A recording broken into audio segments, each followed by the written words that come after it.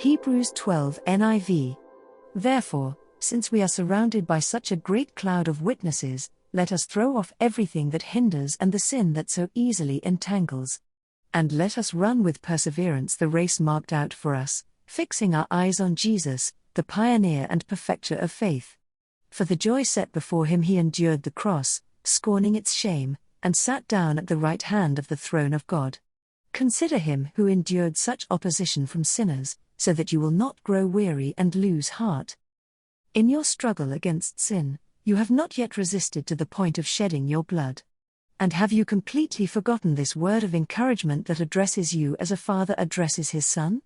It says, "My son, do not make light of the Lord's discipline, and do not lose heart when he rebukes you, because the Lord disciplines the one he loves, and he chastens everyone he accepts as his son." Endure hardship as discipline. God is treating you as his children. For what children are not disciplined by their father? If you are not disciplined, and everyone undergoes discipline, then you are not legitimate, not true sons and daughters at all. Moreover, we have all had human fathers who disciplined us, and we respected them for it.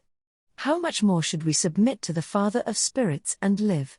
They disciplined us for a little while as they thought best, but God disciplines us for our good, in order that we may share in his holiness.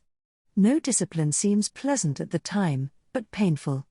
Later on, however, it produces a harvest of righteousness and peace for those who have been trained by it. Therefore, strengthen your feeble arms and weak knees.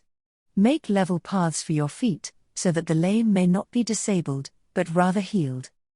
Make every effort to live in peace with everyone and to be holy. Without holiness no one will see the Lord.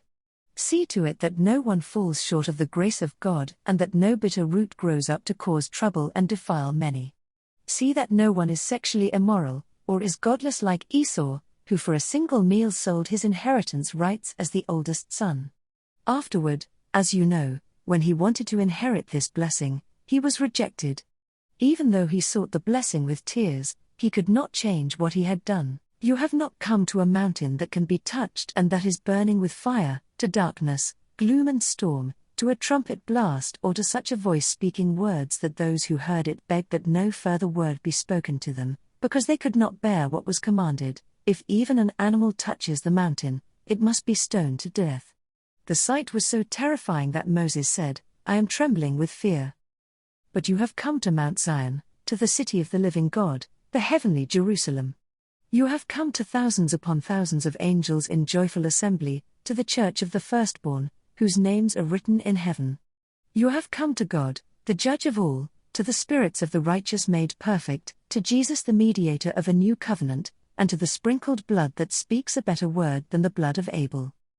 See to it that you do not refuse him who speaks. If they did not escape when they refused him who warned them on earth, how much less will we, if we turn away from him who warns us from heaven? At that time his voice shook the earth, but now he has promised, "Once more I will shake not only the earth but also the heavens." The words "once more" indicate the removing of what can be shaken, that is, created things, so that what cannot be shaken may remain.